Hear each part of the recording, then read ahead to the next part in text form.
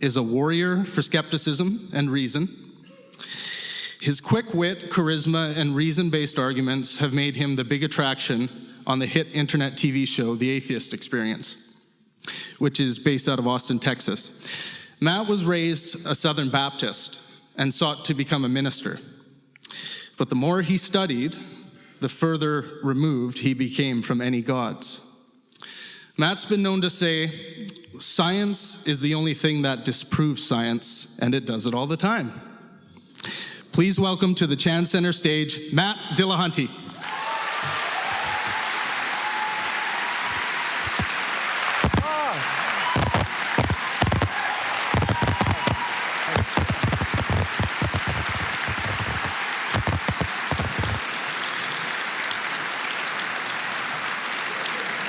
Kind of a rock star. All right, from 1995 to 2008, Richard Dawkins was the Charles Simonyi Professor of the Public Understanding of Science at Oxford University. He is an internationally best-selling author. Among his books are The Selfish Gene, The Blind Watchmaker, The God Delusion, which is my favorite, The Greatest Show on Earth, and The Magic of Reality. He has opened millions of minds to evolutionary biology, skepticism, reason, and the concept of evidence. Richard has said, natural selection will not remove ignorance from future generations. He is a hero of mine and many. Please welcome to the Chan Center stage, Richard Dawkins.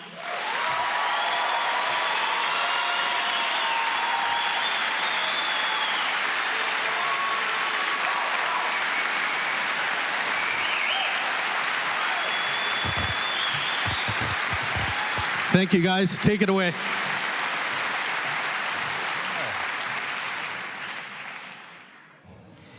Please forgive me if I croak. It's because I've had a stroke. Basal ganglion on the right makes me walk as if I'm tight. So if I fall to croaks and squawking, Matt will have to do the talking. And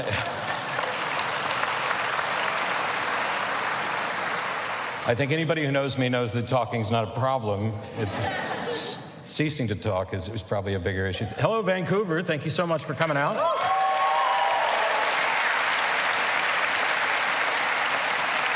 I know I have some friends here and some other people who've commented on stuff from the show. I'm thrilled to be here, and especially to be here with Richard. I almost forgot his name. It's been a really weird experience. Now, we first met 10 years ago, although there was no reason that Richard should remember it because he was touring promoting the God Delusion and came to Austin, and I had just got an Out campaign tattoo on my arm and happened to be with CFI and came up and showed him, and he rushed over to get his phone to take a picture of it to prove that it was the first Out campaign tattoo. Because I know a bunch of other people went out and did it, but I got there first. But I polled some people saying, hey, I'm gonna have this opportunity. Are there questions you'd like to ask? And the one thing that came up that I wanted to ask about has absolutely nothing, or perhaps absolutely nothing to do with religion. And it is this idea that was in, I believe, your second book, The Extended Phenotype. And you've given explanations for it. When I look around the world at the general ignorance on science issues, and I'm as guilty as many other people, what is it, could you give a description of the extended phenotype, we're starting heavy, that also gets to what people really need to understand about it? About the extended phenotype, we need to understand. Well, that takes a whole book to explain. That's why that's why I wrote it. Okay, let me have a go at explaining the extended phenotype. Phenotype means those things that a gene affects, and from a Darwinian point of view, those things that a gene affects which get it levered into the next generation. So my view of life is that it's all about genes manipulating the world to get into the next generation. The world, in this case, largely means the body in which the gene sits, but it doesn't have to mean that. So normally when we talk about the phenotypic expression of a gene, we mean the effect that it has on the body in which the gene sits, and the body in which the gene sits is the vehicle that carries the genes around. And if the body survives, the genes survive. At least if the body reproduces, the genes survive. It has to survive in order to reproduce first. So that's the ordinary meaning of phenotype. Extended phenotype means that the phenotype of a gene, those aspects of the phenotype which enable the gene to pass on to the next generation, do not have to be confined to the body itself. A good example would be a bird's nest. A bird's nest is quite clearly an adaptation for the genes to survive. It's not for the body to survive, for the genes to survive. Its shape, its color, everything about it may have Darwinian survival value, but it's not a part of the animal, of the bird's body. If you buy that, and you'd have to do the same thing for spider webs and beaver dams and things like that. If you buy that, then a parasite sitting in a host very often manipulates the behavior of the host in order that the parasite shall get passed on to its next stage in its life history. There's a lovely worm called the brain worm, a little fluke, which parasitizes ants. From the fluke's point of view, it needs the ant to get eaten by an ungulate, by a sheep, say. Normally, ants during the heat of the day of this species, the ants would go down into the ground. The fluke wants the ants to go up onto the tops of the grass stems where they're more likely to be eaten. So the fluke actually burrows into the brain of the ant and makes a lesion in the brain of the ant, which changes the behavior of the ant, so it goes up instead of down. That increases the chance that the fluke will be eaten by the sheep, and that's what the fluke wants, using the word wants in quotes, which of course you all understand what I mean by that. This is an adaptation by the fluke genes. The ant is the proximate manipulee, let's say, the proximate victim of manipulation of the fluke. You could call the ant's behavior, the change in the ant's behavior, as part of the extended phenotype of genes in the fluke. So in other words, genes in one animal can have extended phenotypic effects in another animal. Well, if you buy that, then a parasite doesn't have to be sitting in the host. A cuckoo, as you know, it's a bird that parasitizes other birds, makes them rear its young. Very, very sophisticated adaptations, highly sophisticated adaptations. The genes in the cuckoo are manipulating the behavior of the host, even though the host is not, even though the parasite's not actually inside the host. It's still extended phenotype. And if you buy that, then any kind of animal communication, bird song, singing from one end of a wood, influencing a female at the other end of the wood, that's extended phenotype too. So, well, that's the extended phenotype, and I haven't really had time to do it justice, so sure. You just have to go and read the book. By all means, read the book. One of the reasons that I ask is because when we begin to talk about what we typically view genes as doing, and when we extend this to perhaps behaviors, the thing I wonder is how far can we extend it, and where do you draw a line? I mean, there's been a lot of talk about, the God gene and things like this. If we are our genes and they're dictating behavior, is it a stretch too far to suggest that the type of thinking that leads to religious thinking is also in our makeup, and how do you escape that? Yes, it might be a stretch too far. I'm not sure about that. I mean, I think it's probably true to say that religiosity is influenced by genetics. And the kind of way you would test a claim of that kind would be perhaps to look at twin studies, to look at to compare monozygotic, that's identical twins, with dizygotic ordinary twins. And if the characteristic you're interested in this case religiosity, is more likely to be shared by identical twins than fraternal twins, even if the identical twins are reared apart, which they sometimes are for accidental reasons, then we have evidence of genetic influence on variation.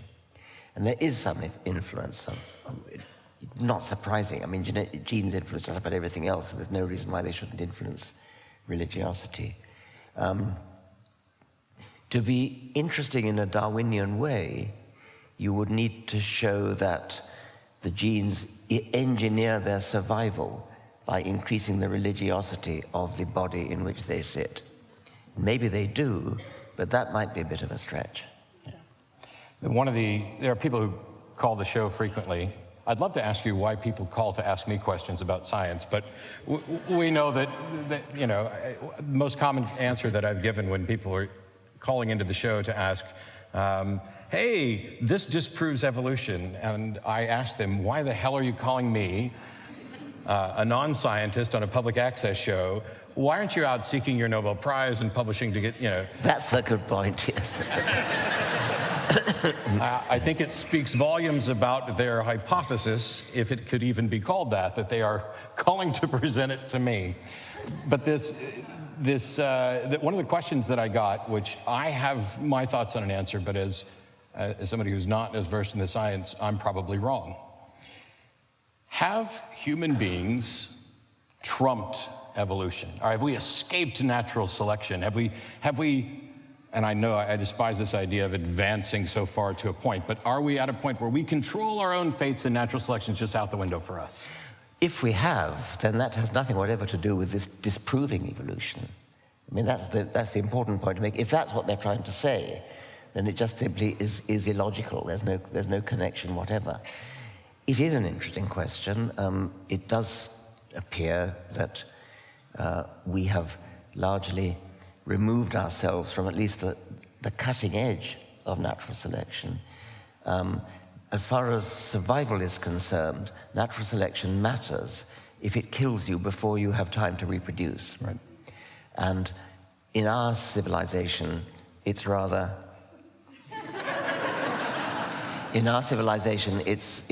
hard to die young. And so most people reach the age when they could reproduce.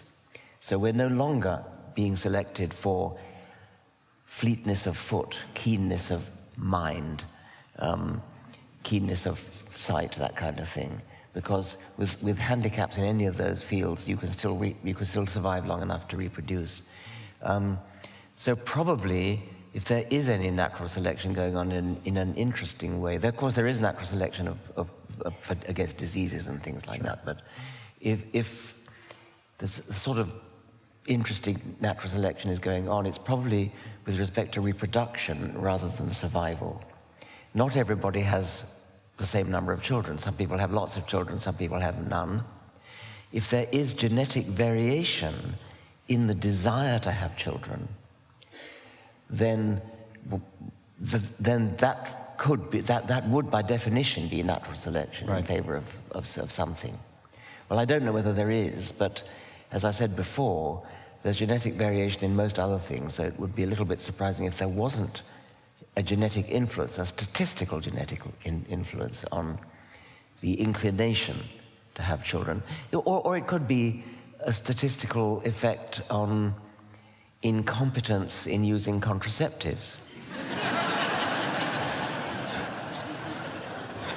Oh, the Catholics are going to come after you for that one, because it's not incompetence. You're just not allowed to do that. Actually, let me tell you a story about that.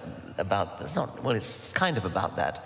I was doing a television program, and I was sent out to Kenya, to Nairobi, to the slums of Nairobi, to interview a prostitute, because there is evidence in Kenya of a genetic resistance to AIDS. And there are some prostitutes in Nairobi who are massively exposed to HIV, but who don't get AIDS. And this woman was one such. And she's being researched by actually a Canadian team of geneticists. So I was sent to interview her, and I said, how long have you been a prostitute? And she told me 20 years or 25 years, something like that. And I said, what's happened to all your friends who joined at start at the same time? They're all dead, she said, of AIDS. So I said, well, why do you think you're not dead? And she said, well, God must be looking after me. So then I said, well, then why didn't God look after all your friends?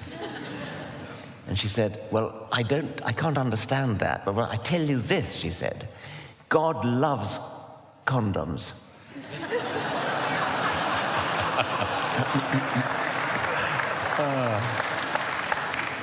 I want to go to Kenya and interview prostitutes too, but for completely different reasons.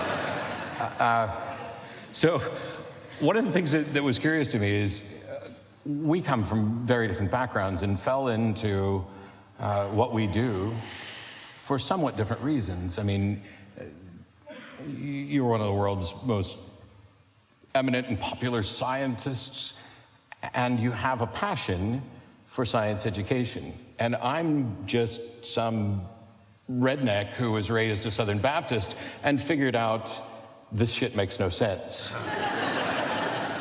And I've spent the time on the show doing what I can to try to have the conversations. You've done something that I haven't done and may never do, and that is you have an entire foundation dedicated to science and reason. And I want to make sure that there's an opportunity to talk about that. What has the foundation been doing and the goals so that people who weren't aware become aware? Yes, after The God Delusion was published, I founded the Richard Dawkins Foundation for Reason and Science, both in Britain and America. I suppose mainly at first as a way in which I could give money in a charitable way, both in Britain and in America. It's difficult for a British taxpayer to give money to American charities. You can do it, but it's kind of hard, and you don't get the tax benefits. So I founded these two foundations. The British Foundation was mainly used as a kind of conduit to get money into America, where I thought it was more needed.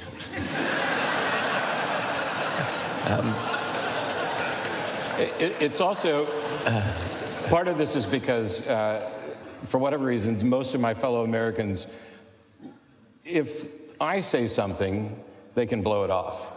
But if it has your accent, they pay attention to it a little bit more. I was afraid it might be the other way around, actually. I once was unwise enough to reply to the Guardian request to give advice about two elections ago, American elections ago, and I gave advice about how nobody should vote for George W. Bush, and I got the most incredible lot of hate mail. You limey, stay out of our affairs, to which my reply was, the American election affects the entire world, and I kind of resent the fact that we can't vote in it.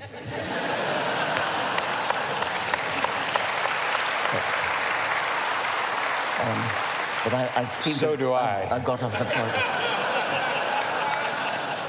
When I came through customs, the customs agent said, "Oh, you're going to be giving a talk tomorrow night." I said, "Yes." And I flew in Saturday, and she said, "So you're only here for Sunday, and then you fly home on Monday?" And I was like, "Yes." And this seemed to baffle her a little bit, so she wanted to repeat it. "So you're here for just one day to give a talk?" And I said, "Yes, but depending on the election results on Tuesday, I might be back the following weekend." Anyway, I digressed.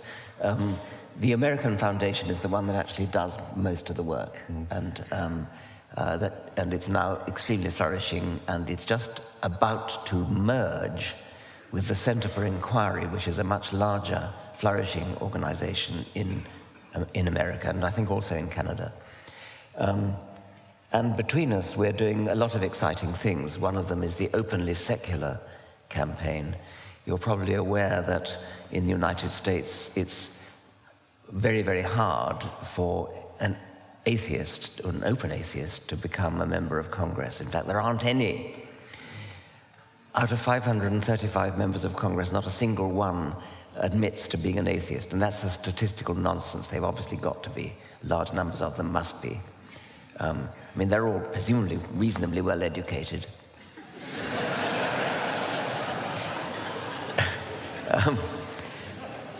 And yet it doesn't seem to be possible to get elected if you're honest in this regard. So you've either got to be religious or a liar to get elected. So the Openly Secular campaign is a campaign to raise consciousness of Americans. I mustn't use that word, of United States citizens. To raise consciousness by making YouTube videos, getting celebrities to make little videos saying, I am openly secular. And we get ordinary people to say, I am openly secular, just nice people, sort of people you'd like, people you know. I'm not a devil with horns. I'm an ordinary person who you probably like, and I'm openly secular. So that's one of our campaigns. Another one is TIES, the Teacher Institute for Evolutionary Science.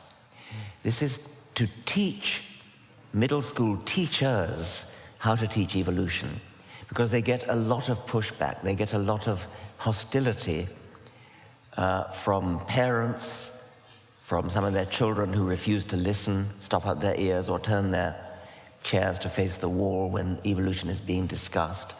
I've heard stories of teachers who, as soon as they mention the word evolution, their pupils scream, no, no, no, I don't believe that. Don't even listen. Well, you could imagine that if you're a teacher who perhaps doesn't have very much specialized knowledge, that's quite intimidating. And so, unless you're rather brave, you'd be likely to sort of shy away from teaching evolution for fear of getting that kind of pushback. So TIES is a campaign to help teachers by telling them how to respond, telling them how to teach evolution, giving them resources they can use, giving them a PowerPoint presentation, giving them lab materials, that kind of thing. It's enormously successful. It's run by a magnificent middle school teacher called Bertha Vasquez from Florida. And she has run a large number of workshops for other teachers, and they're enormously successful. The teachers love them. So that's one of the programs that I'm most keen on. And when we merge with CFI, the Center for Inquiry, we'll suddenly inherit a whole lot of other programs, which I'm also very excited about. So it is one of the main things that I occupy my time with now is the Richard Dawkins Foundation for Reason and Science, and now the Center for Inquiry. And I'm hoping that, well, you can come down and visit me in Texas wherever you want, but there needs to be a focus in Texas in particular, and I don't want to spend all this time talking about my screwed up country, but Texas is the largest purchaser of school books, and it's a single adoption state. And so there is the constant battle going on with the State Board of Education, because they're not just deciding what students in Texas would learn. It would be tough to write off the entire state, even if that were the case, but the school books that are purchased for Texas get farmed out to other states as well. And I'm a big fan of the Texas Freedom Network, which constantly monitors what the State Board of Education is doing, and getting your organizations and theirs and others to work together. We've had some really, really close calls in Texas. And right before I started with the Atheist Experience, the atheist community of Austin had been in the school book hearings fighting. Some of the changes are incredibly bizarre, scrubbing different people from history. But every couple of years, it's a new course that comes up. So we do history, and then it's maths. And I said maths just for you. Well, and what do Canadians say? Is it? There's no S here, right? I knew I loved you guys. But this fight that goes on it's bizarre, and it reflects what you and I deal with when we're dealing with religious individuals as well. And some of it, if not the majority of it, stems from religious individuals. When you have the the head of the State Board of Education, proudly saying there has to be somebody to stand up to these experts. Yes. We get that in Britain, too. You know about this awful thing called Brexit, which is a catastrophe. One of the leaders of the Brexit campaign, Michael Gove, who was then a cabinet minister, actually went out and said, "Mistrust experts. You are the experts here." Well, I'm afraid that's exactly what happened, and we had a vote from people who are manifestly not experts in the complicated, sophisticated economic question of whether Britain should leave the European Union. It is a major catastrophe. What's even worse is that now the government is trying to deny even the right of Parliament to decide the details of what Brexit should consist of. And the High Court has just ruled that Parliament should be involved, and they're now being threatened by people. You'd think you were in Trump's America. And they're now being physically threatened. These judges are being physically threatened because they want to uphold the constitutional right of Parliament, not to reverse Brexit, but simply to decide on the details. There's really only room for one person in Trump's America, so. But this issue of experts is something we spoke briefly about earlier. The average person is not going to develop an expertise in every area. You couldn't possibly. And so I'm often accused by people say, "Oh, well, you have faith too. You have faith in the scientists." And I continually point out that what I have is not faith. I have a particular definition of faith, that it's the excuse people give for believing something without a good reason. And I have confidence and trust that is proportional to my reasons and the expertise of individuals. But if somebody said, "Richard Dawkins is the world's foremost expert on biology and everything that he says is true," and you become their expert, that is a massive influence that can be abused. And we see individuals going out and specifically getting degrees that they then ignore their teaching and serve as experts for the creationists. How can the average person know who they should rely on and how much? That is very difficult, and you're perfectly right that certainly one of the leading so-called experts in the Discovery Institute, the so-called Discovery Institute in Seattle. I'm waiting for their discovery. Yeah. He's a Mooney, a follower of the Reverend Moon. And he actually said, "Father," that's their word for the Reverend Moon, "Father chose me to get a PhD in biology so that I could go out and preach against evolution." So you're entirely right there. But it's a serious question you raise, because you're perfectly right. We cannot all become experts in everything. I'm a biologist, and I'm manifestly not an expert in physics. So is it just faith when I accept the Big Bang, quantum theory? Not really, as for just the reason you give.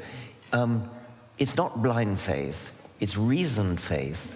We know that the scientific method, the scientific enterprise, has checks and safeguards. We have refereeing papers, we have peer review, we have repetition of experiments which are controversial. If somebody publishes a paper which is an important finding, it will get replicated, it will get repeated, and if it's not repeated, then something's wrong. So we have the scientific method in place, which has been honed and developed over centuries to guard against self-deception, to increase to make it highly likely that the truth will eventually come out. It's not really faith. So we have a kind of trust in not so much the experts, but in we don't say that he's a Nobel Prize winner and therefore he must be right. We never say that. Although Bob Dylan is right. Yes, Bob Dylan. And I think that's rather a nice idea for the Nobel Prize for Literature. But don't you think it's high time a scientist got the Nobel Prize for Literature?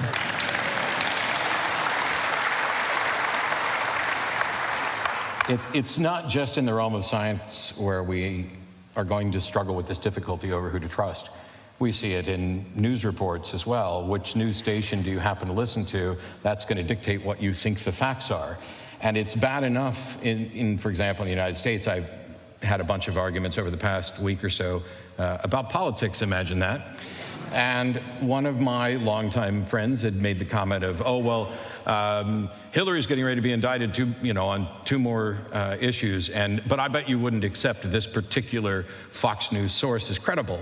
And he was right to assume that, but as it turns out, that source recanted, and now, as the news today, they're not going to be in indictments.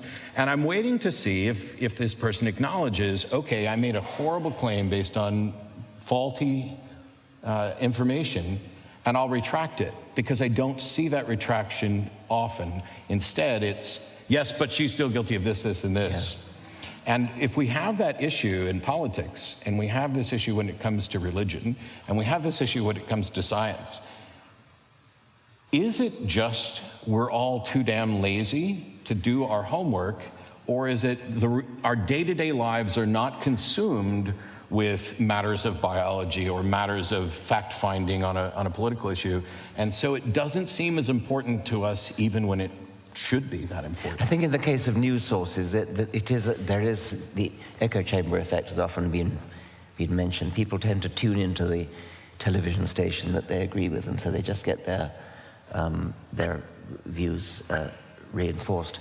I do want to come back, though, to the point that science is a bit different, because science has been tailored to put in place mechanisms for avoiding that kind of thing. Just take one example, the double-blind controlled trial, which is now so important in medical research. With the best will in the world, a scientist is in danger of subtle biases in experimental work.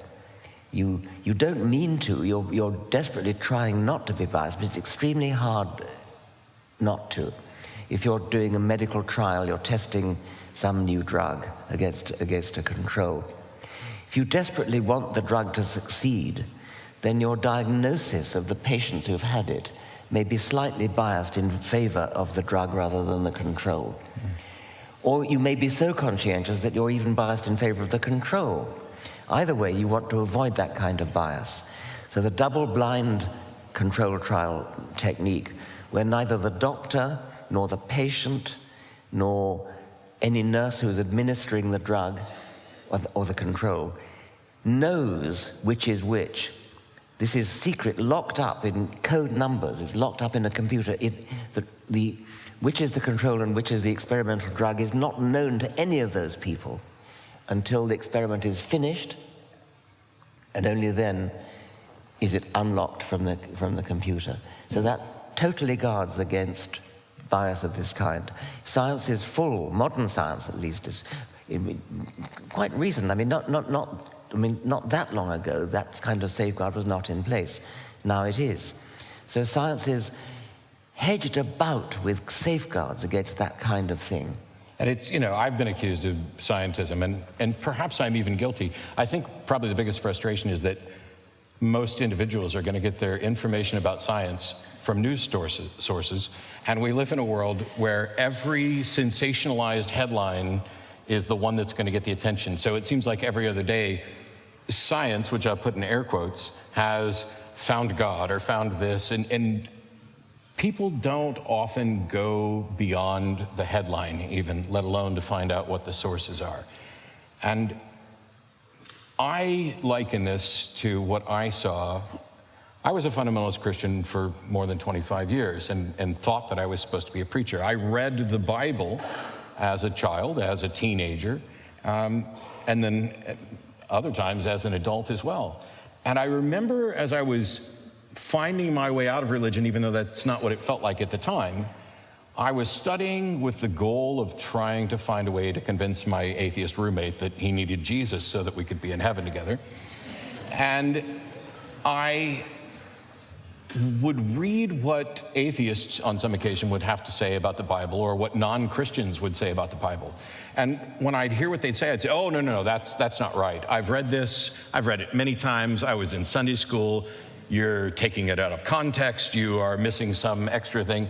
And then I would find, the more I studied, the more I began to realize that no, it wasn't so much that non-believers were taking it out of context, it's I was putting it into a context that completely biased the way I read it.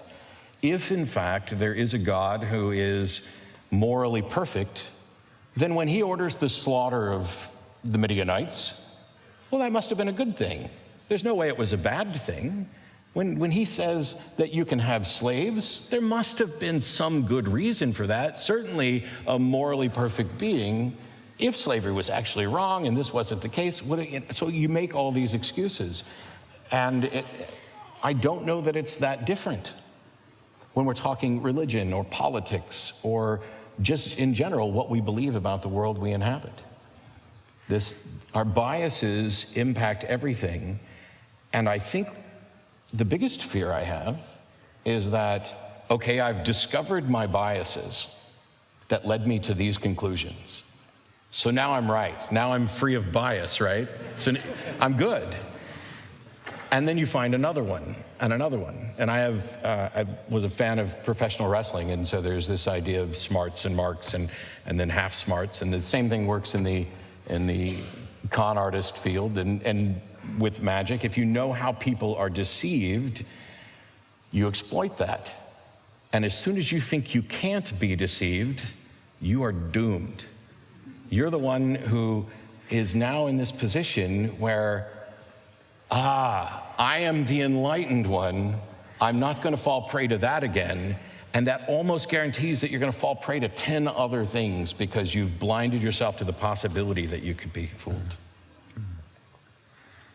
I'm very interested in the profession of magic in conjuring because it is a professional deceit, but it seems so much like a miracle that I sort of feel it ought to be a salutary lesson to people who are influenced by apparent miracles. I mean, when you think about what a great conjurer can do, I mean, turning water into wine would be child's play, wouldn't it?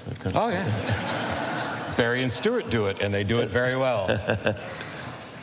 So there's one thing that, kind of a side subject that I thought we'd talk about for a minute, and that's debates, because that's what I do. I live to debate. I will debate almost anybody, although there are some people who I won't debate again for reasons some of you probably already know. There's a couple of different issues here. There's a constant battle over should scientists be debating creationists. I think the general line is no, that it seems to elevate that. But we're in this position where, as bizarre as it feels to us, we represent a minority view. The overwhelming majority of people have some sort of God belief, and so we're in this constant struggle as this minority. How should we engage on those topics? Should it not be the scientists doing it? Is it so much theater that anybody who happens to be good at it should be doing it? I'm fond of quoting Robert May, who was an Australian scientist working in Britain, who became very distinguished. He became the president of the Royal Society, which is the sort of most distinguished position you can hold as a scientist in Britain. And when he's invited to have a debate with a creationist, he says, "That would look great on your CV, not so good on mine." Which is one way of expressing the point you make about the elevation. I mean, having two chairs on a stage, one with a scientist and one with a creationist, it gives the audience the impression that there's a kind of equality to start off with, that there's really something here to debate about, which of course there isn't. There is no debate to be had.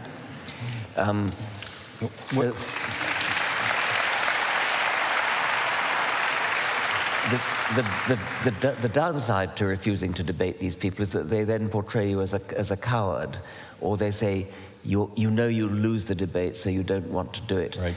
I've even had somebody who I won't name used the empty chair ploy against me to actually invite me to have a debate with him. I refused. Actually, I refused. I already had a prior engagement in London at the time. So he put an empty chair on the stage to signify the fact that I wasn't there. I sort of feel it's one thing to exploit a scientist by using him. It's to use his absence seems to me to be. I wrote an article in The Guardian explaining why I wasn't going to debate with him. And I said, not only will I not be appearing on the stage in Oxford with this man, I will not be appearing in Birmingham, Edinburgh, Glasgow, Dublin, Bristol, and if time allows, Penzance, you know. And out of deference to your desire to not name him, I won't name him either, but I will say that while this individual desperately wants to debate you, he is desperate to avoid debating me. And he refuses. We even tried to arrange an event where instead of doing a debate, the two of us would sit in chairs exactly like this and talk about our views. And no, there's no way that's going to happen. And that's fine, because you get to decide who you want to engage with, and so does he, and so did I. But he did something rather peculiar. After multiple refusals, he stated that the reason he wouldn't debate me is because I don't have a terminal degree in the relevant field, which is strange because we hadn't even chosen a topic yet. And if the topic were perhaps secular humanism, then I do have a terminal degree in secular humanism, because to my knowledge, there's not one.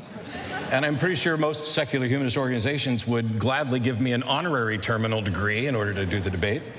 And yet this person runs around desperate to debate scientists on issues in fields where he doesn't have a terminal degree. He's got a degree in philosophy, but he doesn't have a degree in astrophysics or biology. And so my suggestion would be to all of the godless heathen cohorts of mine who happen to have terminal degrees, stop agreeing to debate him and just say that he doesn't have a terminal degree in the field, and you're just using his own criteria to avoid debating him. So. I've never heard the phrase terminal degree before. It sounds a bit ominous to me. Like...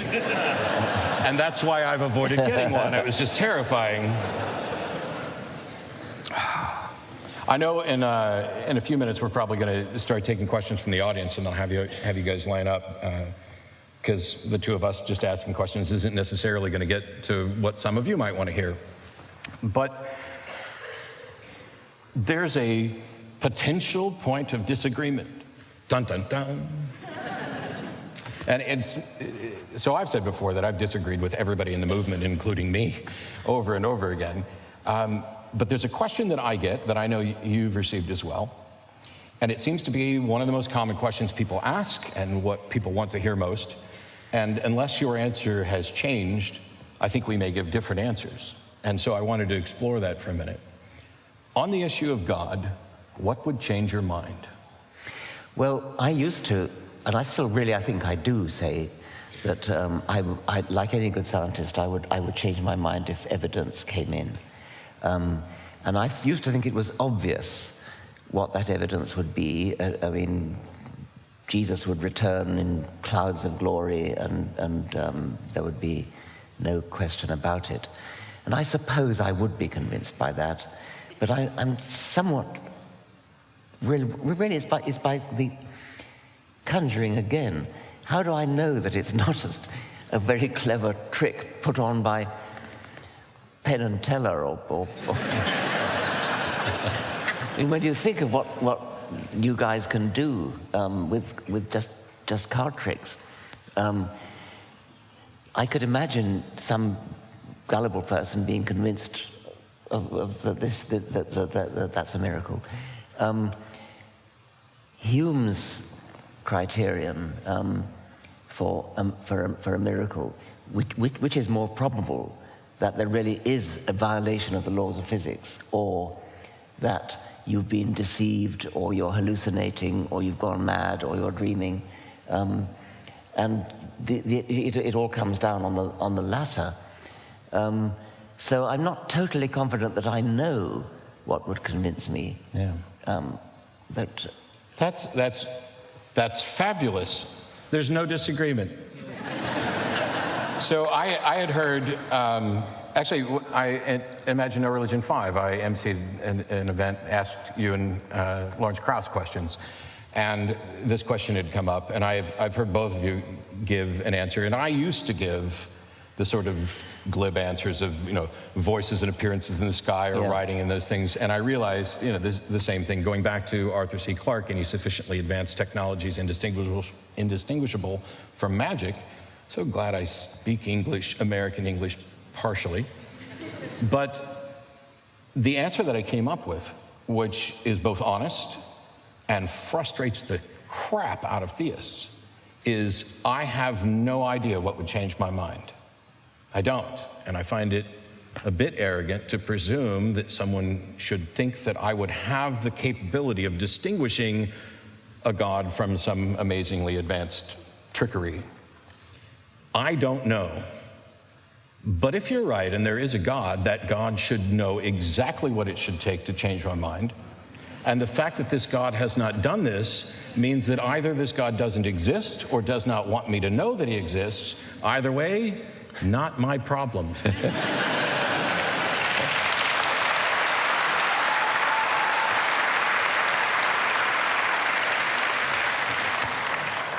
I think there's a bit more that we could talk about. If you guys would like to, there's microphones set up on either side. And if you have questions for either or both of us, please just step up and we'll try and alternate between microphones a bit. Did you have anything to... Do we have the lights up? Yes. Oh, we can see faces. Yeah.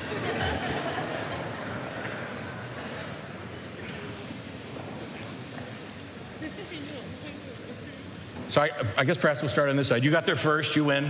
Okay. Hi, this is Armin Navabi from Atheist Republic. Hey. Yeah. Thank you. I think you both have heard about Maajid Nawaz and Ayaan Hirsi Ali recently being listed as anti-Muslim extremists by a law firm. And I was just wondering if you think, what are your comments about that? And also if you have any suggestions for how we could criticize Islam without being grouped with bigots and racists, and if you think we have made any progress on this in the past 10 years, because it seems like it's getting worse and worse, and we're just being grouped with these other people. Yeah. So the Southern Poverty Law Center, which tracks hate groups and things, recently listed both Maajid Nawaz and Ayaan Hirsi Ali as, I don't remember exactly what the category is, but labeled them as hate speech with regard to Islam. They're wrong, in my estimation. Is there hateful thought directed at Islam in general? Sure. It's weird when you get into the online community. Quite often, there are people who will do the hashtag #NotAllX. And on some occasions, they'll get mocked. Basically, if we make a generalized statement about some group, somebody will point out it doesn't qualify to every member of that group. Well, of course it doesn't. And this wasn't the presumption. But if there's a fair general criticism of the tenets of Islam or something from the Quran, or a regime that has power that is implementing their version of this, I don't get to decide what a true Muslim is and what a true Muslim is. I don't get to decide what a true Christian is. I don't even get to decide what a true atheist, skeptic, or humanist is. But I do know that saying, well, they're not all bad, is focusing on the people and not the doctrines. And if I focus instead on the doctrines and the actions that some people take, I'm being fair and honest. And if somebody wants to call me a racist for that, okay, fine, too bad. Because I'm not looking at this in terms of race. I'm looking at it in terms of, here's a doctrine, when implemented in this fashion, is dangerous and harmful and counterproductive. There are great people in almost any religion I can think of. And my point is, they could be better if they dumped the religious baggage.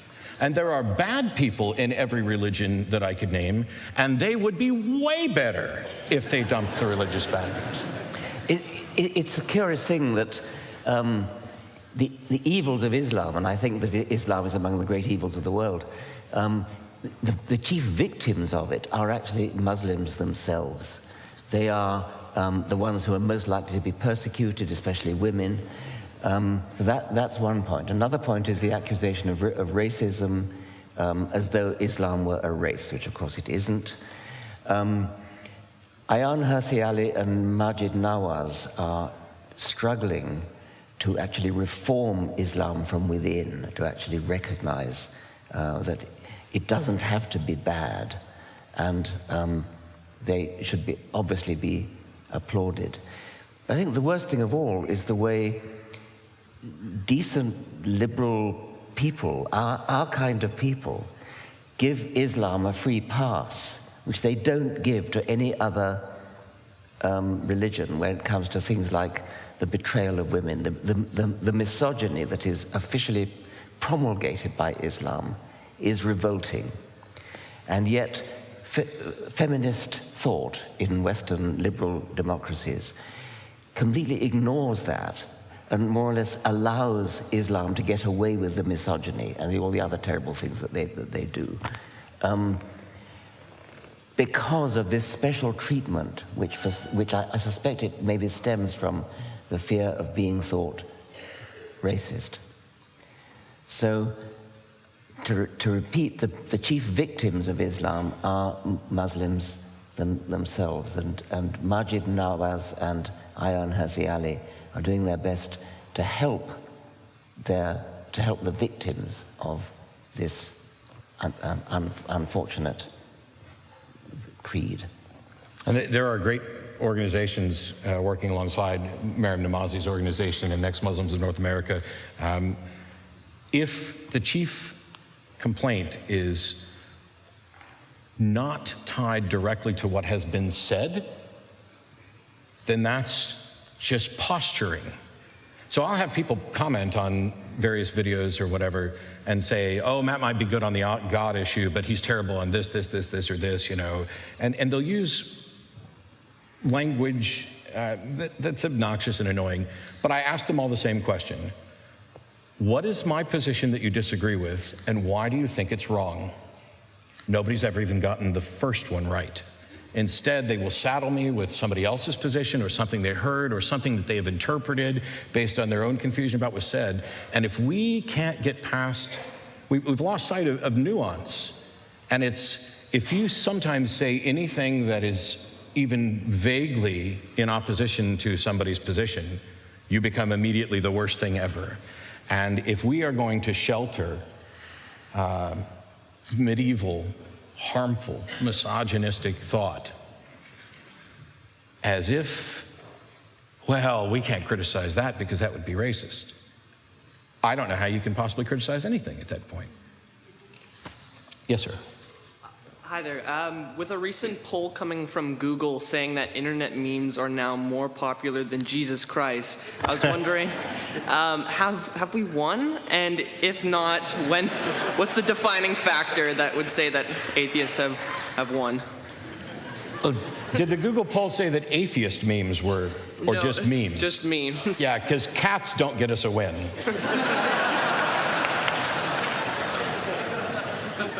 Well, Jesus Christ is a meme himself. I mean,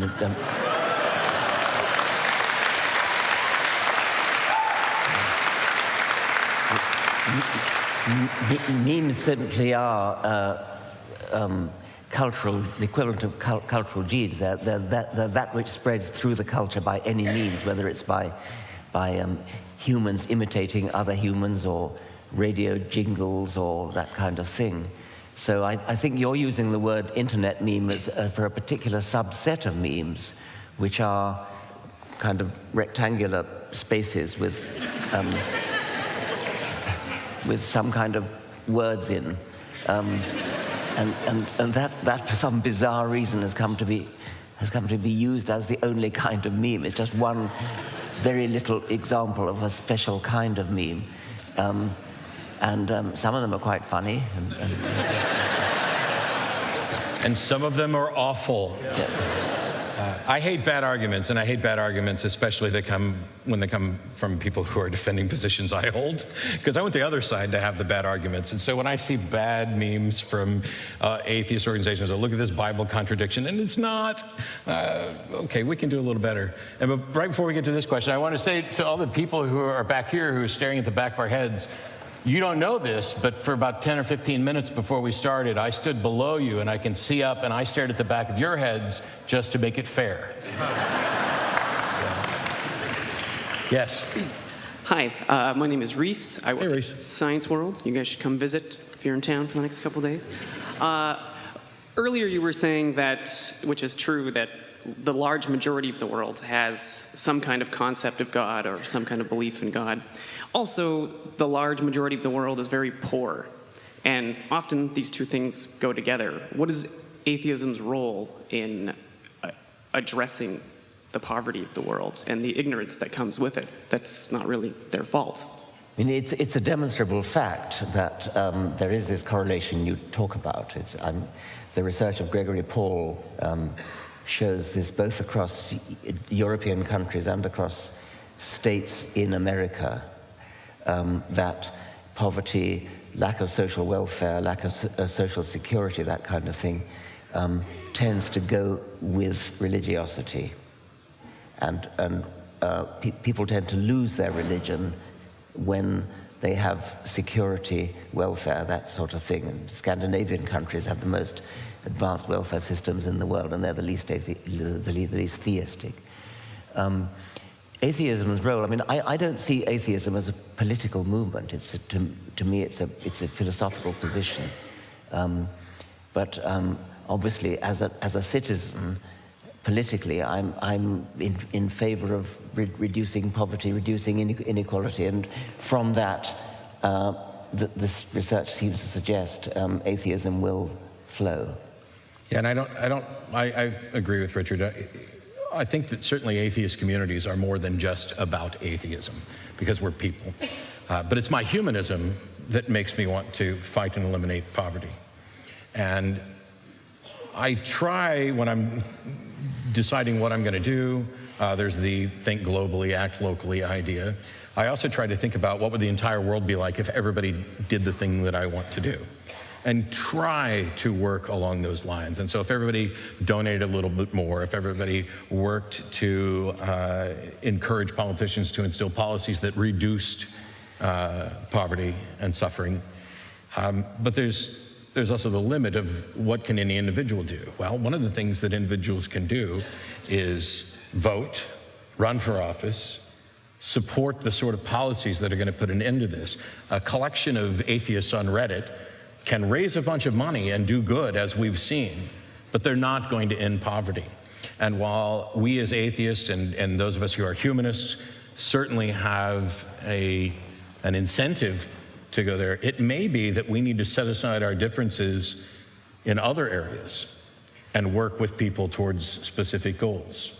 And so, like the Reverend Barry Lynn is the CEO or the president of Americans United for Church-State Separation, and I adore him. I've shared the stage with him before, and I will again. And I will share a stage with him for church-state separation, and then argue with him tooth and nail over whether or not a God exists if he wants to. And I do the same thing. When I decide what charity I might actually donate to, my first question is not, hang on, is there a religion behind this? My first question is, are they actually doing good with the money? How much of my money is going to go to those issues? What efforts can I contribute besides money to help them out? And then I will compare, hey, is there a secular version of this? Which is why I love Foundation Beyond Belief and organizations that are working to improve secular charities. I would encourage everybody, if you're not familiar with Foundation Beyond Belief, to investigate that. There's also SHARE, I believe, which is Secular Humanists Activists. I'm going to get the acronym wrong, but it's out there to do good and help people. And I'd like to see a lot more effort there. And there's always room. If you don't have the money to donate, which I was unemployed for 4 out of 10 years for a while there, you can donate your time. And you can show the world that instead of the view that they had of who atheists were, We actually are your neighbors. We are scientists. We are jackasses. We are the people who deliver your mail. And we actually care about other people. We care about what kind of world we live in. And that's the reason that we talk about religion, because we see religions, while certainly people do good in the name of their religion, there is a lot of harm. And it could be, as I was saying before, better without the baggage. Thank you. Hi. Thanks for coming to Vancouver.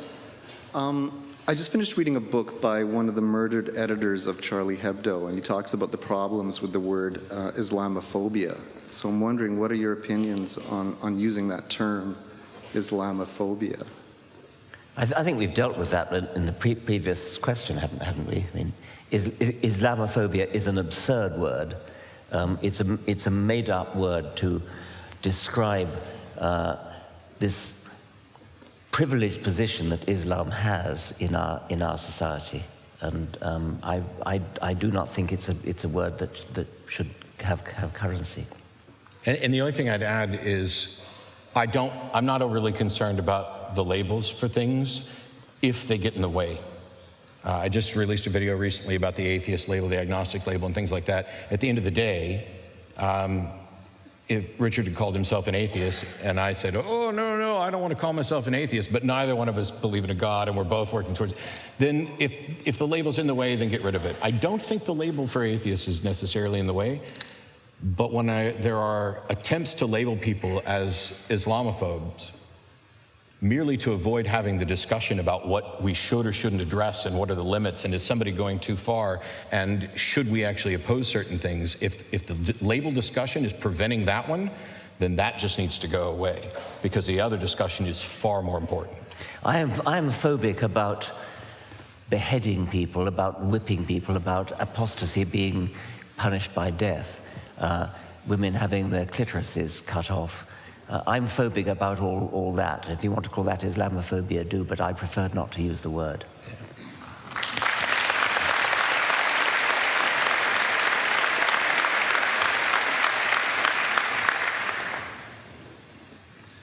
Thank you both for coming. Mr. Dawkins, I've read most of your books, and I've been a big fan for several years, so it's good to see you here. My question is more about AI. I watched a TED Talk with Sam Harris, and I know you've been into computers for several years as well. Do you think we will ever achieve AI? And if so, would that AI ever become religious?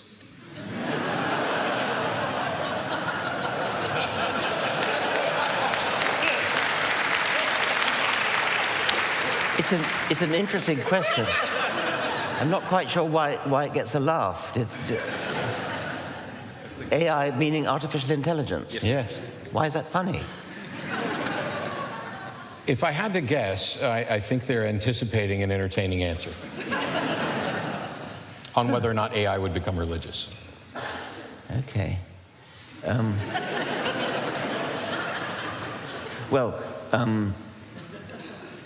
I think it's a fascinating topic, scientifically, philosophically, actually. The question of consciousness is deeply, deeply mysterious, and it may well be solved by AI research eventually. So I think that's very interesting. Actually, I now understand why there was laughter. I misheard it. I thought, I didn't hear the word religious. I thought you said pernicious. Which maybe, yeah. It's a toss-up as to which one is more dangerous. Exactly, yes. Well, you could program it to become anything, I suppose. So you could certainly, you could program a religious robot if you wanted to. Some of you may have read Douglas Adams's Dirk Gently's Holistic Detective Agency, where there's a character in it called the Electric Monk, which is a robot device, a machine you buy to do your believing for you. In the same way as you buy video recorders to do your television watching for you. Save you the trouble of watching it yourself. The Electric Monk does your believing for you. And the Mark II Electric Monk is capable of believing things they wouldn't believe in Salt Lake City.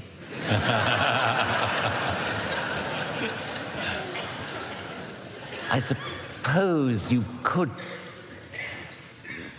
ask a sort of philosophically interesting question: would evolving artificial intelligence robots evolve towards religiosity in their own right without being programmed to do so? And I can't see how that would ever happen. Although if they evolved to eventually believe that they had a creator, they'd actually be right.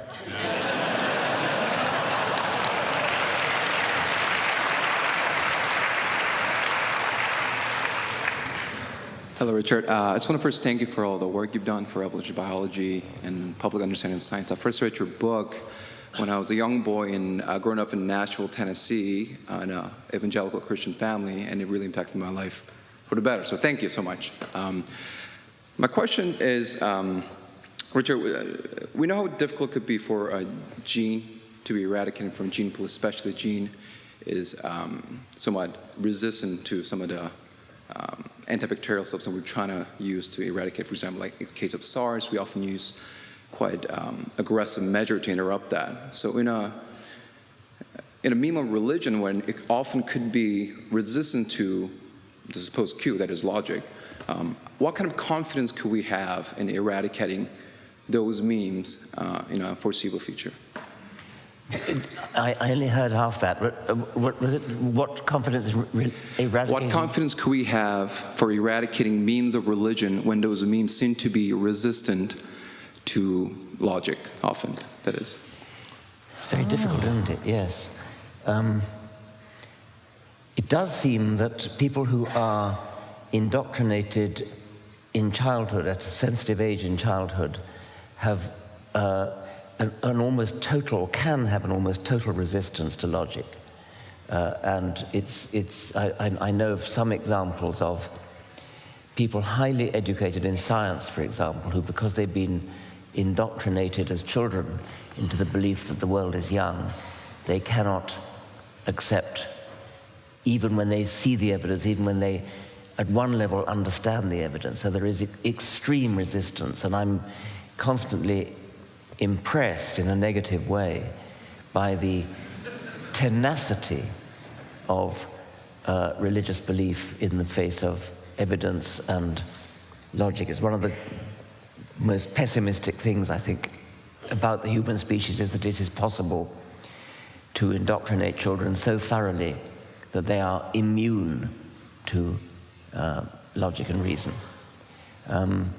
But I think it may only be a minority, and I think that what gives me more hope is that there are lots and lots of people who are perfectly open to reason and logic and science, but who just haven't been exposed to it.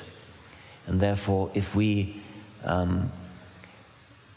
try to expose them to it, try to give people the knowledge of science, that they will learn. I have a very encouraging story about a young man who came to Oxford. He was a young earth creationist. He came from, I think, somewhere in Washington State.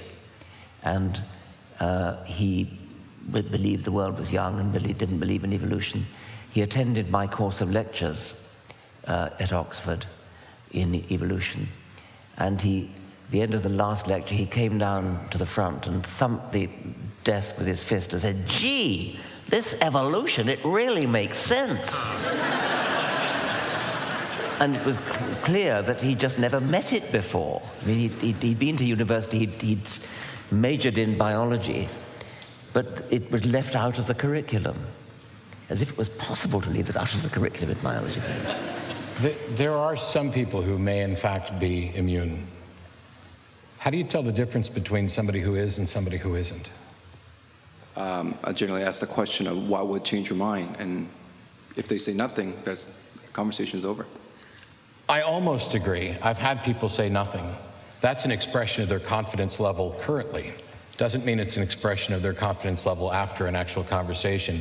The fear that I have, that I'd like to disabuse people of, is you're never going to talk people out of those things. Yes, you can. I have thousands upon thousands of emails of people who've changed their mind because of what we've done on the TV show or in debates or from Richard's books or the blogs and things like that.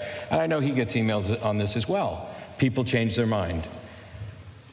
We have to be vigilant in presenting good information to combat bad information. And with some people, it's going to stick. And with some people, it's not, or it's not now. Now, there could be a theist that has listened to the show, my show, and still hasn't changed their mind, and yet a friend of theirs comes up and says the same thing I've said, perhaps in a slightly different way, where they have some connection to them, and then their mind is changed. Until I can tell the difference between the person who will never change their mind and the person who might change their mind, I'm going to keep talking, assuming that they're both in the category of the people who can change their mind. Because that's the only way that you're going to make progress. If you begin with this assumption that this is a waste of time, well, that's entirely your prerogative. There are people who say, oh, you're never going to change people's minds. Well, you're probably not thinking like that. But those of us who do this for a living are going to keep working on it and keep being optimistic, because I want, seriously, my goal is to change the world. I don't think it's going to happen during my lifetime. I don't think it's going to happen on my own. I have tons of people helping in this effort. I am blessed with a great many intelligent colleagues that are working towards the same goal. But having a goal that I can't possibly reach, or probably can't reach, is not disheartening to me in the slightest, because I see constant and increasing progress. And when I read Steven Pinker's great book on the better angels of our nature, talking about we are living in the best of times. When I get emails from people, when I meet people out in the lobby at events who are, hey, I was a fundamentalist Christian, I was a Scientologist, I was a Buddhist, whatever, and because of things that you've done, I've now changed my mind. That's all I ever needed. And I told the story briefly. After a debate, there was a 12-year-old girl who came up and said that, her parents had let her explore different religious views, and after this debate, she was an atheist. And I would debate for another 10 years without changing a single mind, just in the hope of getting one more 12-year-old girl. It's good enough for me. There are, we get lots and lots of such things. It's very, very heartening, the number of people who come up when I'm signing books, for example, time after time after time. They say they've changed their minds. It's very, very encouraging. One more encouraging thing, let me tell you. There is no legal Arabic translation of the God delusion, but there is an illicit, illegal Arabic translation of the God delusion, which can be downloaded as a PDF. And it has been downloaded 10 million times.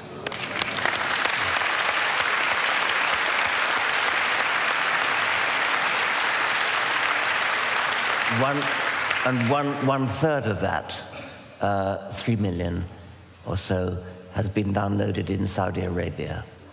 Wow.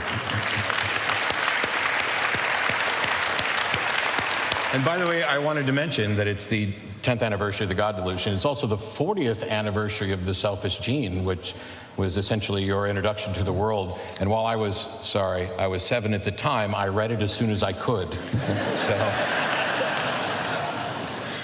Yes. Professor Dawkins, welcome to Vancouver. It's been, I think it took 21 years to see you in person. So anyway, I've been a fan of your books since 1995, and Selfish Gene was the start. My question is about the God module. As you know, there have been some research done on the fact that, well, if it's a fact, that believing in God and superstitions is hardwired. I'm talking about the research that Michael Persinger did at Laurentian University, and you yourself actually tried the God helmet as well. So if that's the case, if it's hardwired, then I don't think any education can convince the people who are hardwired to believe in superstitions and God and gods. Then I don't think education can do any enlightenment for them to see the reality. And it seems like believing superstitions and God is an evolutionary tool for them to survive the horrible life that we have in terms of survivalship, that they can rely on some sort of supreme source just to go through the hard time of whatever that is. And personally, I think that there is an offshoot in the evolutionary, in the evolution of human mind, and it's us, the atheists, who have the hard wire again to see the reality, to realize that there's no God, there's no creator as such. After, I would say, 20 years of the internet, information is free for everyone. I expected that by 2005 there would be no theist ever. All the information is out there. I can understand, I can see where we come from, 3.9 billion years of evolution on Earth. It's pretty easy to see. I see it, but it seems like 80 to 90% of people can't. If that's the case, that believing God is hardwired, why educate them about something that would be futile? Yes, I think the phrase hardwired can be overdone and can be understood as being too rigid. I did submit to Michael Persinger's helmet. He's a Canadian researcher who puts a modified motorcycle helmet on your head and passes magnetic fields through your brain, and claims that in 80% of cases he can induce mystical or religious experiences. I was looking forward to this. I didn't expect to see God. I think I expected to sort of feel a strange oneness with the universe, that kind of thing. But I got nothing at all. This was done as an experiment by the BBC, and because it was television, there was only one control, and the control was a local vicar, and he also claimed to have no religious experience under the influence of the helmet. But Michael Persinger told me afterwards that whereas my EEG, my brainwave patterns, were exactly those of the 20% who don't get this experience, the vicar was a prime candidate. He was right in the middle of the 80% who do. But his brainwaves indicated that he was struggling not to submit to this, and he was doing something like reciting the multiplication tables or something to try to shut it out. I think you're seduced by the phrase hardwired, because you take it to mean irrevocable, and so it does when it's normally used. I don't think anybody would really want to suggest that there's neurological evidence that it's hardwired in that sense. We've already discussed the perhaps minority of people who cannot be changed, but then we had this in the answer to the previous question, this more encouraging evidence that a lot of people do actually change their minds. Many of the activists in the atheist movement are actually ex-vicars, ex-priests, ex-preachers, and ex-fundamentalists like Matt. Yeah, which is why I reject the premise. And actually, I'd like to see him put his helmet on all the members of the Clergy Project to see. Now you've got people who were ostensibly very religious for a great deal of time and are not now. Obviously, we can't go back in time and put the helmet on them beforehand. But yeah, I don't think that. Like I said, well, I'll just go back to my previous answer. I can't tell the difference between somebody who may be irrevocably religious and those who are able to see reason. But we really got to move on to another question. The Clergy Project, by the way, is another initiative of the Richard Dawkins Foundation. It's to take preachers, pastors, vicars, rabbis, imams who have lost their faith, and there are lots of them. There are more than 500 of them in the Clergy Project now, and give them a website, a refuge where they can There are go. actually more than 666 because I know the person who got that number. Even better. So these are clergy people who've lost their faith and who are, in many cases, struggling on and carrying on preaching in church every Sunday. And they can go to the Clergy Project website and cry on each other's shoulders and discuss their predicament, because it is a predicament. I mean, they're stuck with this profession that they don't believe in. And it's very difficult for them to leave, not only for financial reasons, but because they lose respect of the community and things like that. Sorry to interrupt. We have time for 3 more questions, Matt. 3 more questions. Number 1. Thanks, gentlemen, for... Hello. So thanks what was that very much. I did that at a debate and got in trouble for it. I just wanted to say thanks to both you guys for sharing your time today. It's been 4 months on my skeptical journey, which has started at Hitchens and went to Dawkins and Dennett and Harris and eventually Dillahunty. So you're moving downhill, is that? No, you jumped me. there. You jumped there.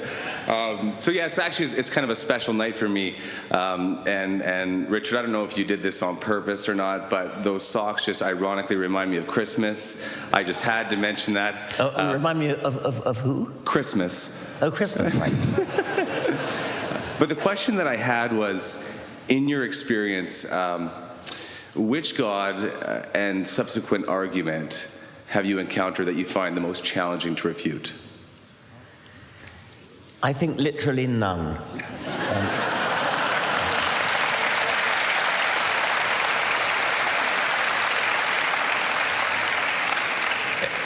And I would say the deistic God, because it is so poorly defined, it is untestable, unfalsifiable, it is a nothing. And how do you, I mean, at least some of the other religions are trying to identify and label their God in a way where we can say, this contradicts, this is in conflict with nature and everything else.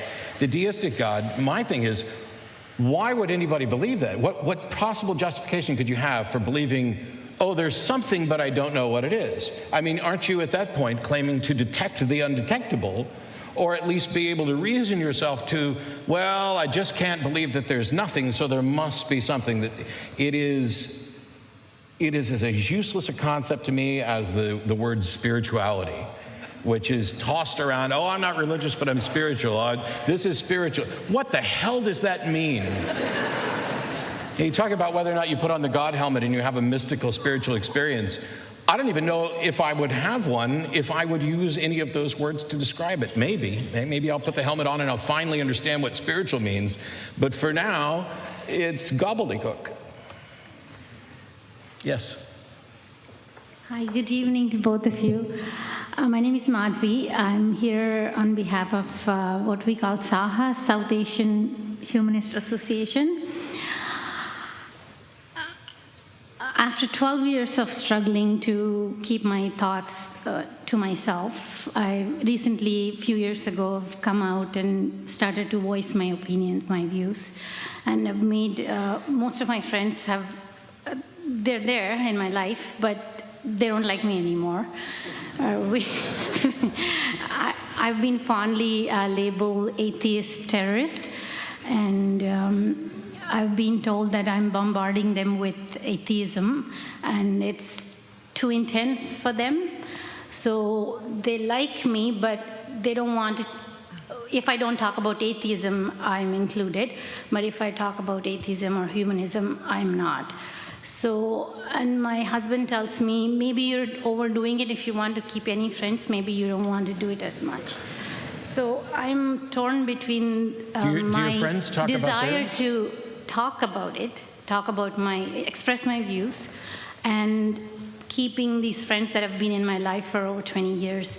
And what boggles my mind is 95% of them are all doctors and practicing professionals with 2-3 university degrees.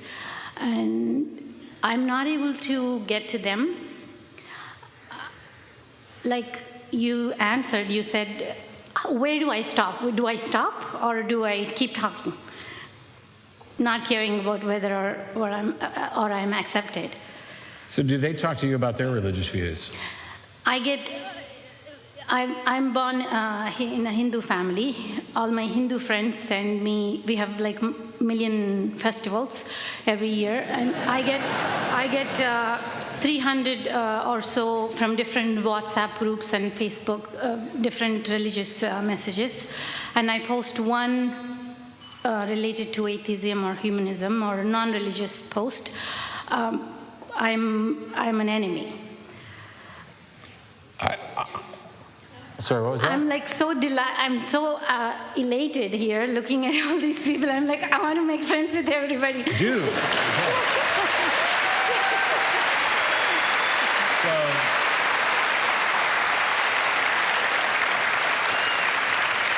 Motley, this is everybody. Everybody, this is Motley. You guys can exchange numbers, friend each other on Facebook. So I'm the standard joke is that I don't make outgoing calls on the show, and I don't go knocking door to door saying, hey, have you stopped believing in Jesus yet? I can help.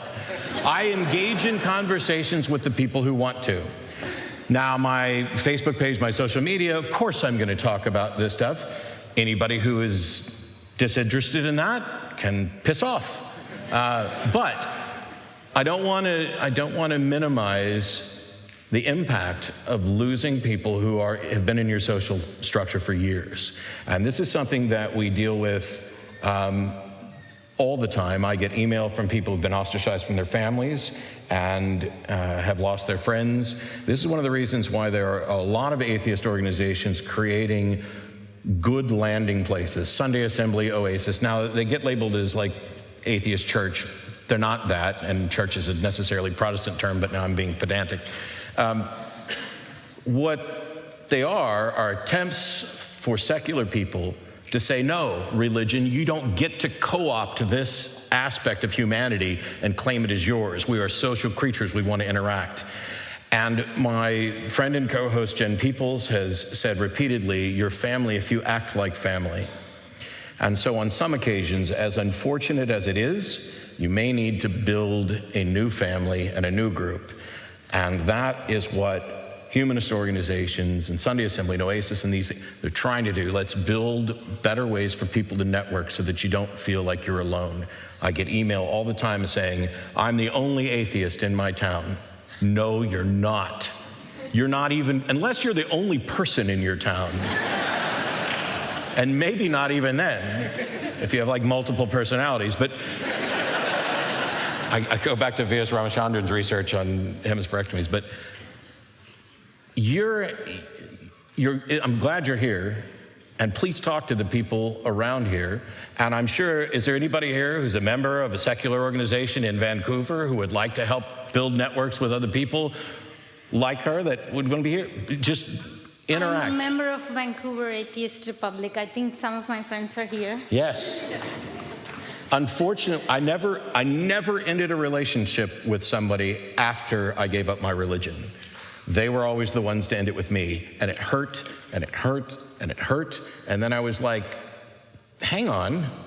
I actually want people to like me for who I am. And if you being a part of my life is conditioned on me accepting what you believe, or not challenging what you believe, or not being allowed to speak about who I am and what I think, I don't need you in my life as much as I thought I did.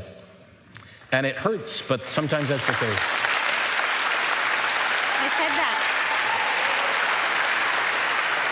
I think it is one of the most pernicious aspects of religion that it has the power to divide families and divide people from their friends. And I regularly am greatly saddened by getting letters from people exactly like you say, who say, well, how can I do this? My parents disown me, or I'm making my parents miserable, and so. I suppose there are other things that can do that, but religion has the almost unique power to sever people from the people they love, and it's one of the most wicked things about religion, that it can do that. And we have what I guess is the last question from this side. Thank you so much. First of all, thank you very much for your time, both of you. And just a quick response to Matt. You said you're not sure whether you would ever manage to change the world. I would submit that both of you certainly have, and for the better, and thank you very much for it. Thank you.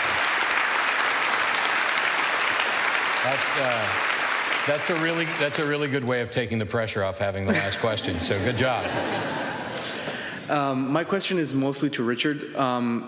In my time at UBC and hearing from my friends at other universities around the world, I've noticed that the climate on campuses has gotten significantly more toxic and more difficult to navigate, to have a free and open discussion about many topics. And drawing on your experience as chair for the public understanding of science, what are specific policies, notions, ideas, ways in which universities as institutions specifically can work to improve public discussion, airing of ideas, and a campus culture that is conducive to the public understanding of science and the general improvement of the illumination of mankind, to give it a lofty title? Universities need to rediscover what universities are all about, which is a forum for discussion, civilized discussion of intellectual issues, and not to become, well, I mean, I think the most distressing examples of what's going wrong is the university where I first taught, University of California at Berkeley, the home of the free speech movement, which in recent times has been also the home of disinviting people because there's a fear that they might offend somebody. Well, you go to university in order to be exposed to things that might offend you. That's what you're there for. You're not there to be...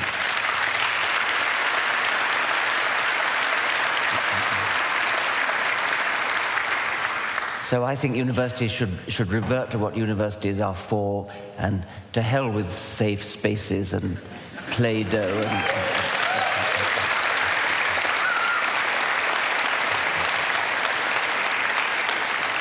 Grow up, in other words.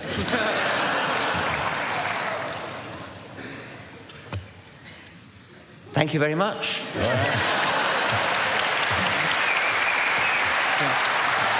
Thank you very much.